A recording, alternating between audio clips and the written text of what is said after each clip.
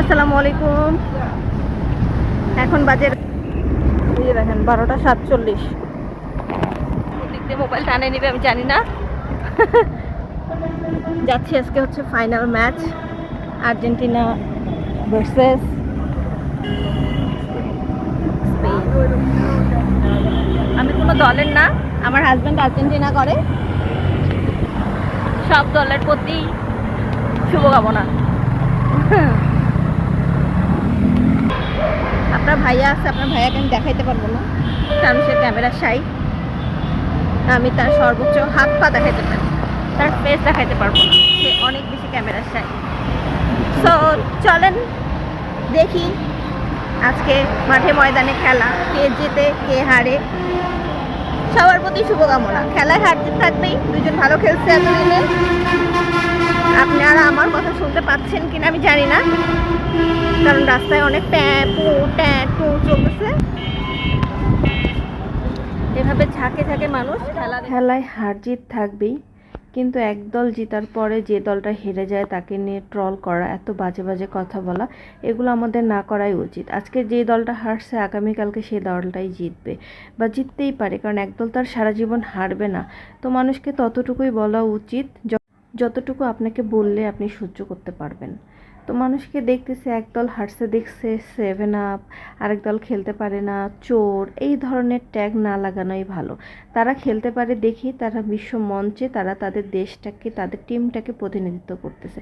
আমরা খেলতে পারি না দেখি আমরা রাস্তাঘাটে এই টিম ওই টিম নিয়ে কথা বলতেছি।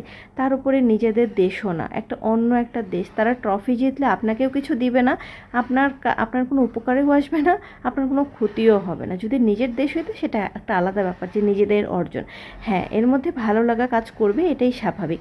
তো আমরা প্রথমে গেছিলাম হচ্ছে একটা খেলার মাঠ, একটা স্কুলের মাঠে। তো ওখানে এত বেশি ক্রাউড, এত বেশি উচ্ছৃঙ্খল ছেলে পেলে, আর ওখানে খেলা দেখে মজা নেই, কারণ সবাই আজাইরা বাসি ফুফা করতেছে। তো আমরা সেখান থেকে চলে আসি আমাদের এরিয়ায়। তো আমাদের এরিয়ার ভিতরেই এ ধরনের স্ক্রিন দিয়ে খেলা দেখাচ্ছিল। তো খুবই ভালো এখানে আমরা এনজয় করছি। তো আপনার ভাই আর আমি ছিলাম মানে দুইটা বিপরীত দল, ও এক দল সাপোর্ট করতেছে, আমি অন্য দল সাপোর্ট করতেছি। এটা নিজেদের ব্যক্তিগত ব্যাপার, নিজেদের পার্সোনাল একটা ওপিনিয়ন মতামত থাকবে।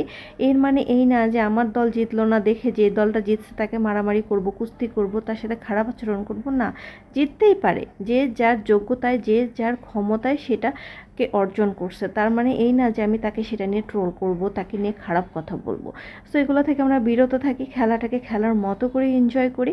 প্রতি 4 বছর পর পর আবার খেলা আসবে, নিজেরা নিজেদের মতো করে পরিবর্তন করে আবার কামব্যাক করবে। আর এটা ছিল হচ্ছে খেলার হাফ টাইমের একটা ব্রেক। তো এখানে ব্রেকে যে যার মতো একটু এখানে ওখানে এলোমেলো হয়ে গেছিলো, আর আমরাও একটু সিট পাইছিলাম কারণ দাঁড়া খেলা দেখতেছিলাম। তো আমরাও একটু বসে আরাম করে নিয়েছিলাম 15 মিনিটের মতোই।